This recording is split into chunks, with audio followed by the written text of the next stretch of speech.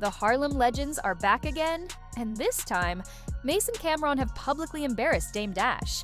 After Dame tried to take credit for their achievements, the two fired back with humor and hard facts, and things escalated quickly.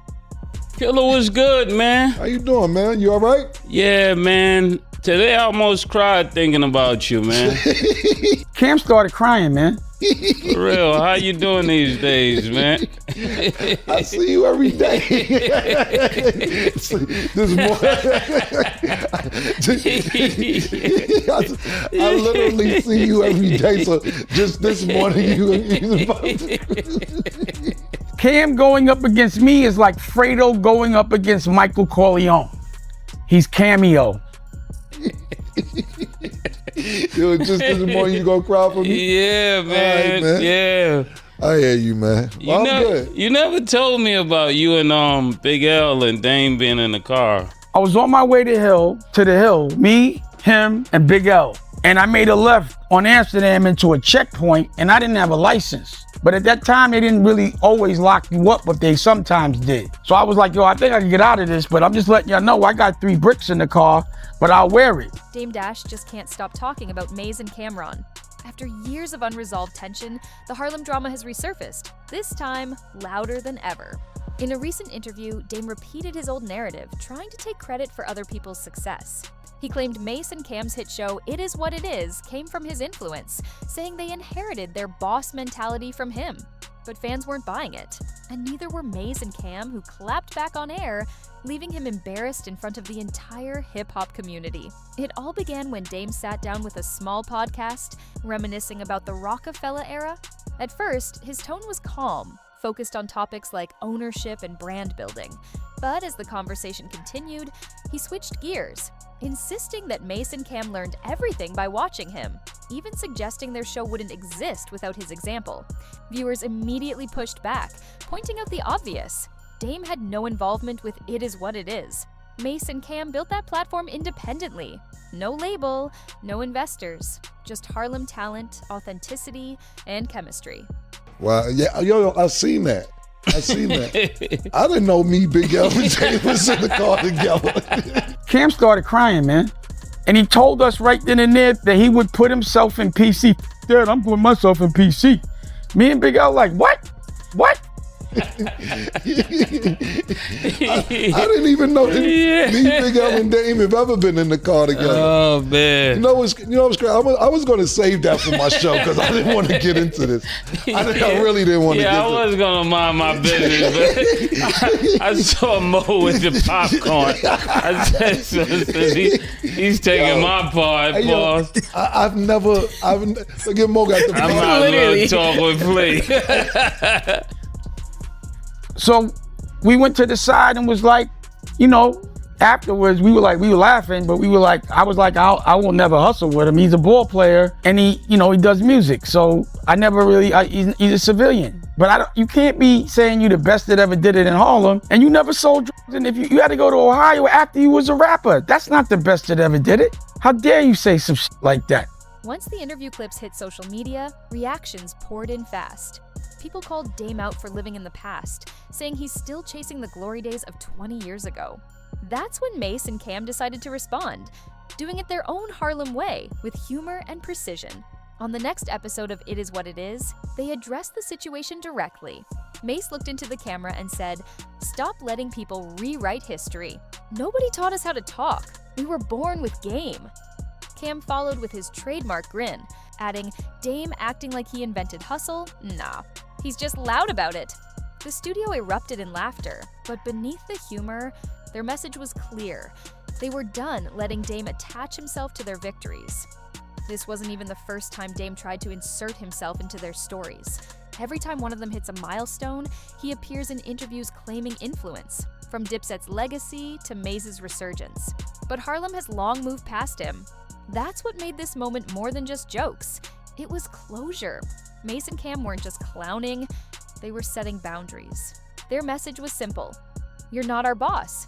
You're just part of our history.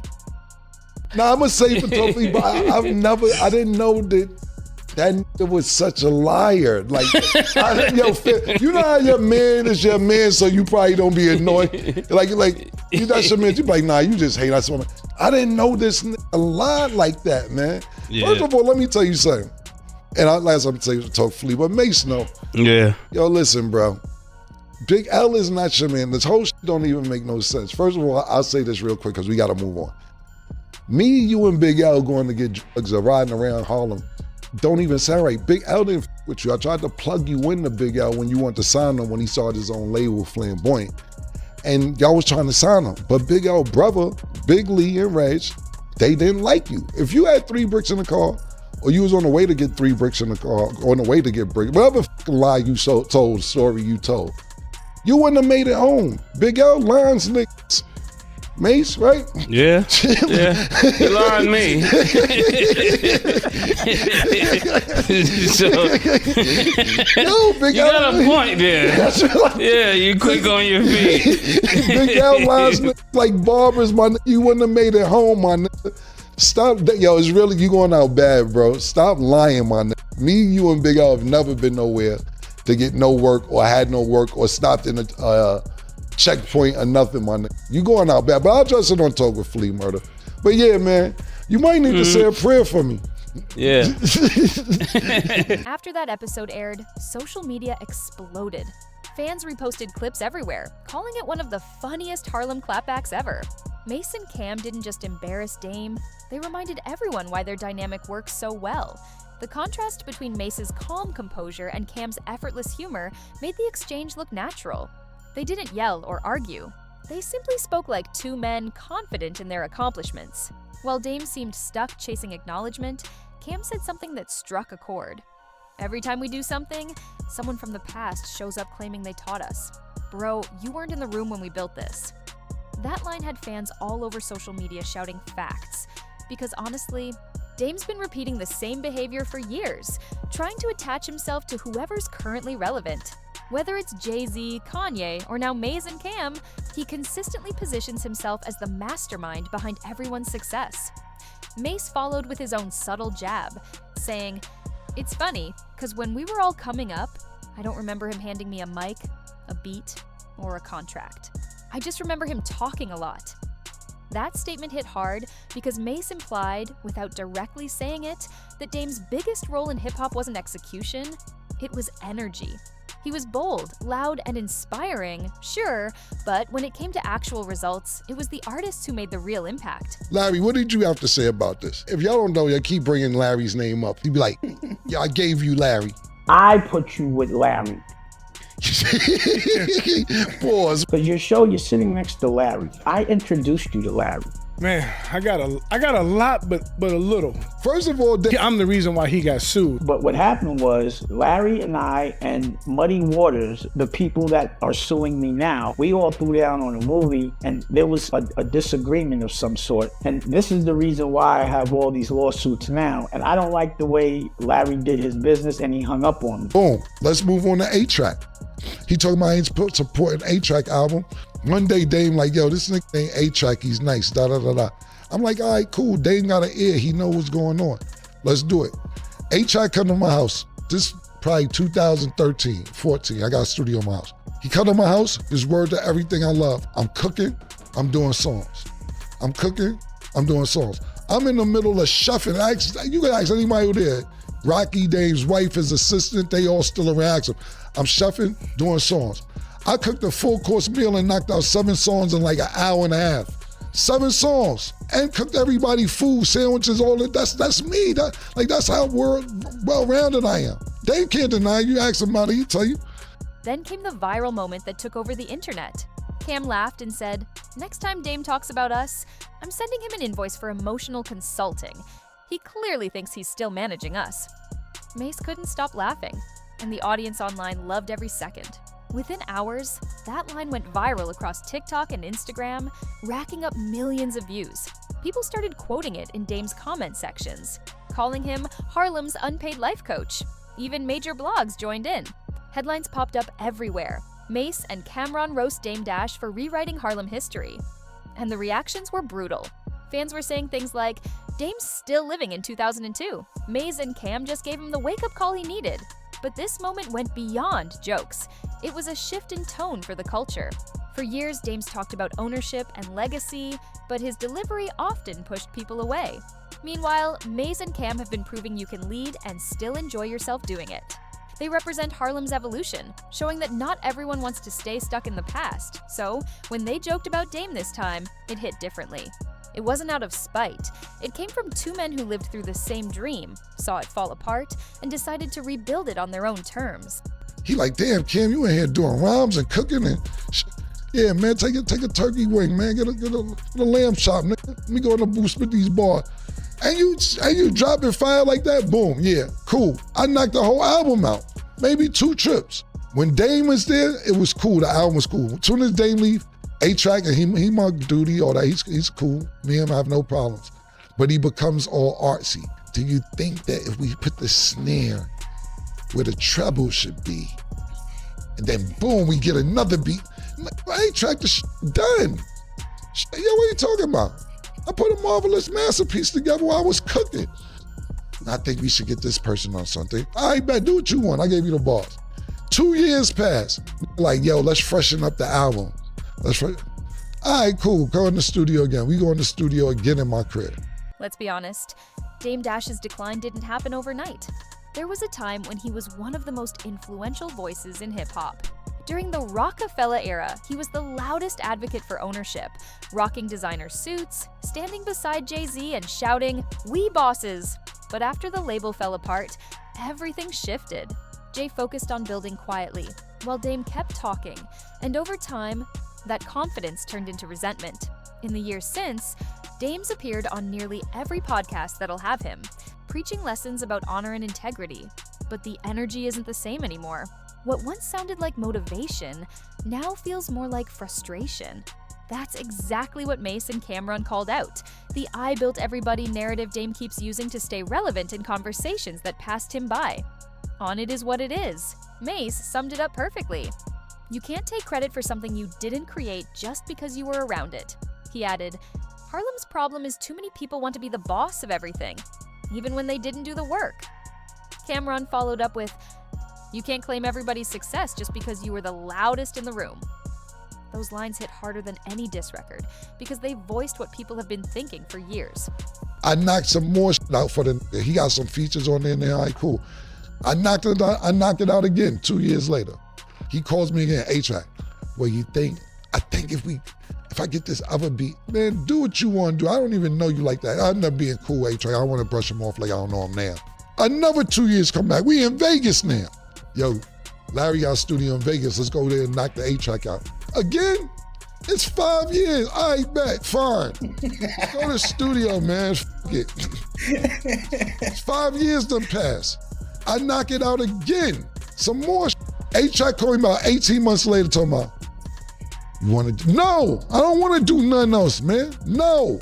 I knocked it out the first 48, but you want to keep doing shit over and over and over. Then when I hear the final, he calls me another 2 years. So now the album is like 9 years old.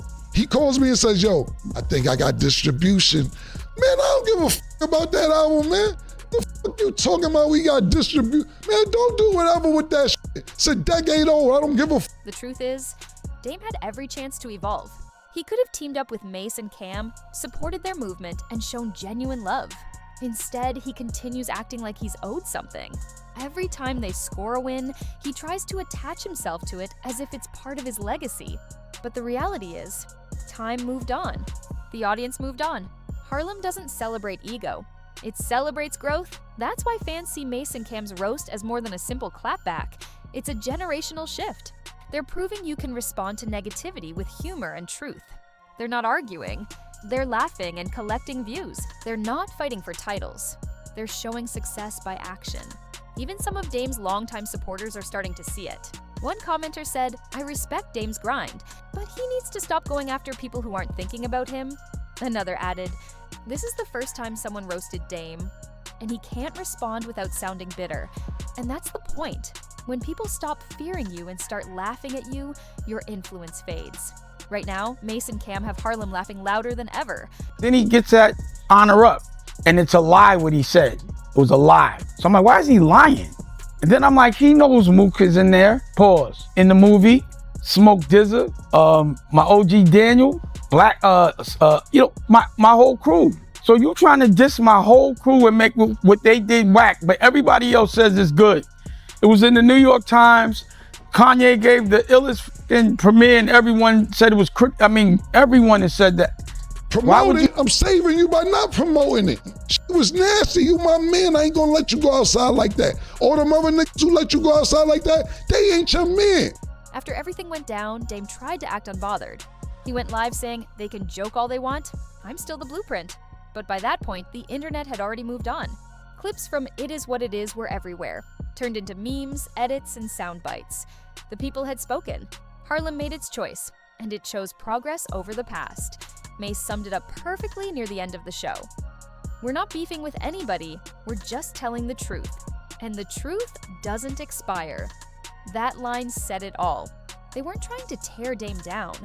They were reminding him of the difference between being a legend and being a liability. Dame is still respected for what he built, but he's lost respect for how he carries himself. Cam reinforced it, saying, "Harlem will always be Harlem, but we're not stuck in 2001. We're outside. We're moving forward. Either evolve with us or get laughed at from the sidelines." And that's exactly where things stand now. Dame's watching from the sidelines as Harlem moves on. Fans have even started tagging him under every "It Is What It Is" clip, writing, "See what happens when you talk too much?"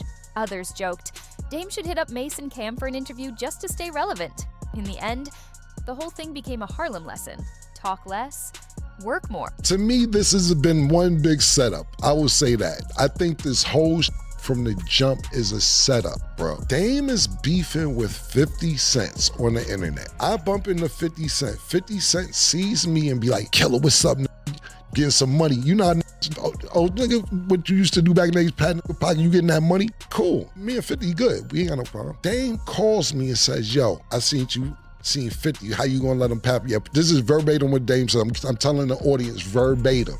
"Yo, I seen 50, you and 50. How you gonna let them pap your pockets? That ain't Harlem." Harlem niggas don't do the Pat Pat Club. When you see niggas from Harlem, just give them a pound. You down with the Pat Pat Club? We not in the Pat Pat Club. How you down with the Pat Pat Club, letting niggas pat your pockets? Yo, why he giving you the Pat Pat? Their pockets. I say, "Damn, I don't give a f." Now, mind you, pause this story right there. If you gonna say something about 50 cents, what are you calling me for to get my okay if you're beefing with 50 cents? You shouldn't even have to call me about that if you're gonna be talking about 50 cents. Dame gets on the blog and says, "Yeah, and this nigga Cam let 50 cents smack him on the ass." Here's the thing. Mace and Cam aren't doing this out of hate. They're doing it out of pride. They love their city, but they're done with the old heads trying to gatekeep success. They built a platform that's 100% Harlem, full of humor, honesty, and confidence. And they're proving you don't need to talk about being a boss when your actions already show it. Ultimately, this whole situation highlighted why Mace and Cam are winning. They don't chase validation. They don't battle ghosts from the past. Instead, they turn everything, even criticism, into content, laughter, and revenue. That's the new Harlem way. So yes, Dame Dash tried to insert himself into their story again, but all he did was become the punchline. In 2025, the real bosses aren't the ones just talking about ownership. They're the ones actually owning their platforms.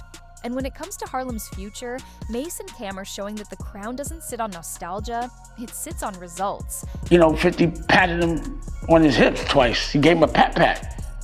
So I'm like, yo, why he smacking Cam on his ass like that? Pause, what? And Said it, and I'm like, yo, why would he say that? I called and asked you. I asked you, could I say that? That's not what you asked, could you say, because I wouldn't agree to that. I did not agree to that. But I didn't say anything. I ignored it. I ignored the whole I just didn't pick up the phone for the nigga, because I'm like, so now after that, he does another interview. And you letting 50 smack you on the hips? And y'all chilling? Something must be going on. A Harlem never lets anybody smack him on the hips, on the ass. Not even in ball, be like, yo, stop, chill, don't smack me on my ass. I've never known Dame to be a liar, but the truth, and I'm like, bro, I ain't know this nigga was a liar too. He never lied, man. Bro, I ignored you for wild interviews, and then I say honor up his whack, and he go on this campaign. I think the narrative should be stop talking about Damon so much if you don't want to hear Damon talk. You come talking about me with an eye patch and no top teeth, I gotta take it easy? I don't, But do remember, I will have teeth next week. How? so I think it's good for him. I think the internet nowadays is therapy for him. And he turned into the chatty patty that he told everybody else not to be. He probably can't afford to go to therapy right now. So this is probably good for him because he needs therapy. Mace and Cam just reminded everyone why they run Harlem now. Dame Dash tried to rewrite history once again, but all he did was make himself the joke. Every time he tries to attach himself to someone else's success, Mace and Cam flip it into content, and this time, they made him go viral for all the wrong reasons. This wasn't just a roast, it was a reality check. Harlem has evolved, and the new generation doesn't need gatekeepers or approval from the past. Mace and Cam built something from nothing. They own it, and they're proving that true power comes from staying relevant, not reminiscing about old days. Dame had his era, now it's theirs. And they're running it with laughter, not ego. But what do you think? Did Mace and Cam go too far? Or did Dame bring this on himself? Drop your thoughts below and let's discuss. Make sure to like, comment, and hit that subscribe button.